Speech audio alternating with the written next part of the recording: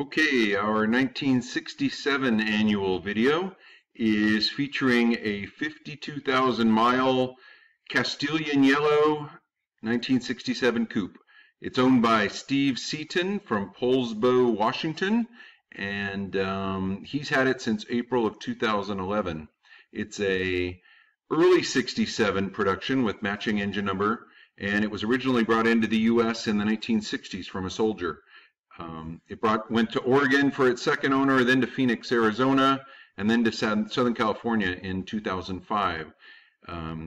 Steve got it in 2011 and brought it up to Washington. So it's been in the U.S. for its whole life, and it's had very few miles driven on it. It was originally a Finland delivery car, and we're excited to be able to feature it here. So one of the nice things about a 67 model year, there are a lot of changes that happened in this year that are really visible and easy to spot. Castillian yellow was the body color, and the top was optional. Could be black, or it could be monotone. So the interior could have two options. One was a cloth upholstery combination, which had the houndstooth cloth black and white material that looks like this here. Really nice, elegant material.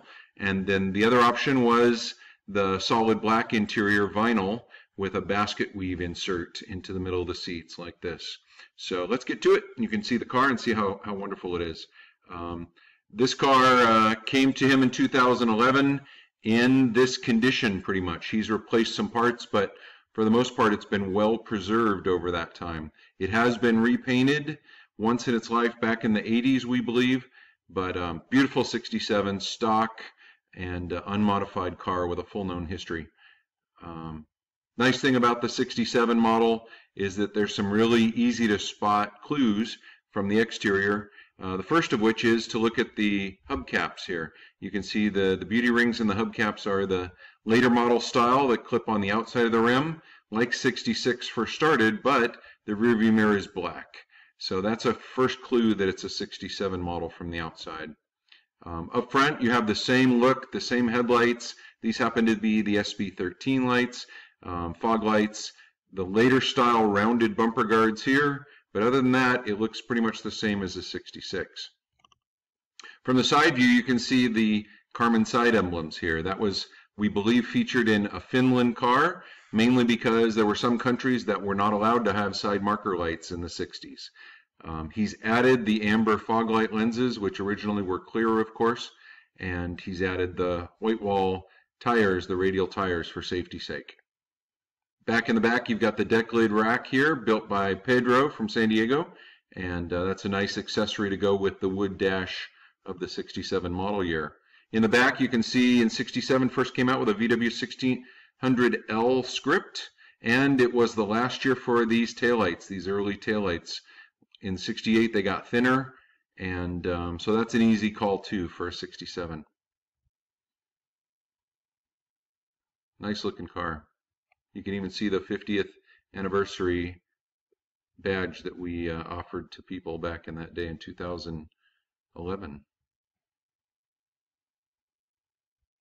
Now, 67 was the last year for this mid-year style rounded mirror. In 68, it became a rectangle shape. So that's one thing. The nice thing about Steve's is it's got its original VW windshield, not seen on many cars out there these days.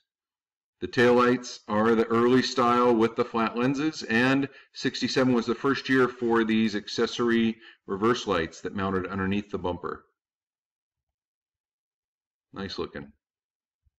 Inside, you've got a lot of changes here, the biggest of which is the pseudo wood covering for the dash. The black knobs, when before that they were ivory. The solid black door panels with 4 lines in them here, as you can see. The houndstooth cloth seat upholstery, the solid black shift knob, the rectangular radio area, the Karman Ghia script in the dash, lots and lots of changes. Even out to here, you can see the introduction of the black knobs for the window winder handles. Closer up, you can see a close-up of those details. You can see the black shift knob, the black handle, the black knob for the e-brake. Just a beautiful car. One of the noteworthy details of 67 was it had a red knob for the rear heater back in the back, and this is for the front heater, was black. In 68, both of them were black, so that's a minor change. Inside, you can see the clip, the metal steel clip that's used for the lap belt seat belts, which were not yet required in cars in 67. All black through the knobs here, black for the seat slider knob, black for this, black for that, and so on. Beautiful, beautiful cloth upholstery. The rear seat was fully upholstered with heat seams in this houndstooth material as well, with black vinyl trim on the ends. And the headliner was the same as all the other years were, with the exception of the pillars. The pillars, you can see the front pillar here and the rear pillar here. These pillars were using the material, the perforated dot material from the headliner. Previous to that, they were solid vinyl in the headliner material. 67 is the first year for the introduction of the 12-volt electrical system. So that meant the fuse box got larger, and we got 12 fuses now instead of 10. You can see the black knob for the front hood pull was built in 67 as well. Close-up of the dash gate knobs are unique to 67. In 68, they were a ribbed style knob like a Beetle. 43,000 miles on this one. He says now, Steve said that he now has 52,000 miles because he loves driving it. What's a better reason than that to drive it? 67 was the last year for this over-the-top cylinder ignition switch. In 68, it became angled from the side. And there's a close-up of the rectangular radio area, the emergency switch knob for the flashers, and that Carmen Ghia script that was added in 67 to the wood grain. 67's rearview mirror changed, as we mentioned before, to a black symmetrical mirror. Previous to that, it was an aluminum asymmetrical mirror. And down on the driver's side on the pillar there, you can see the 12-volt sticker that was added to it to announce 12-volt electrical system. It used a 4-bolt door latching system on both sides. Previous to that, it was 3. And inside, the foot panel pads here are a little bit different design than the 66 models. There's our red heater knob, now that you know.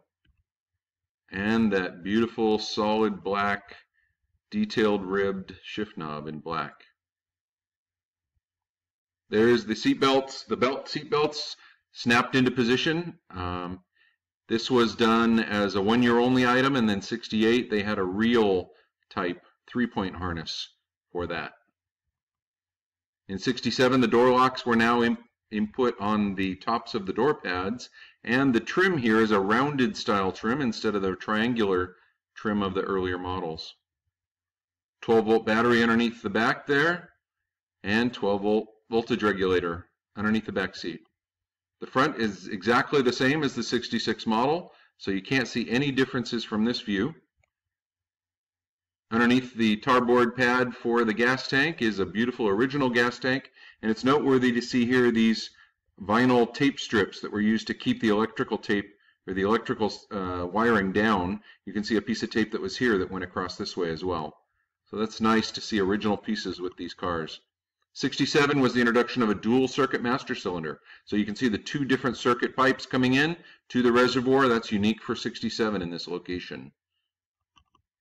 The rear looks exactly the same as the 66, down to the trapdoor as well. The difference in the engine, visibly, from the 66 is that the coil is now on the left side. Previously, it was mounted here in the crevice like a 65 would have been. 12-volt electrical system means you've got a 12-volt generator as well. This car has its original documentation, fully original with the car with its papers. Really nice find. We're really impressed to see this 1967. Hope you enjoyed it.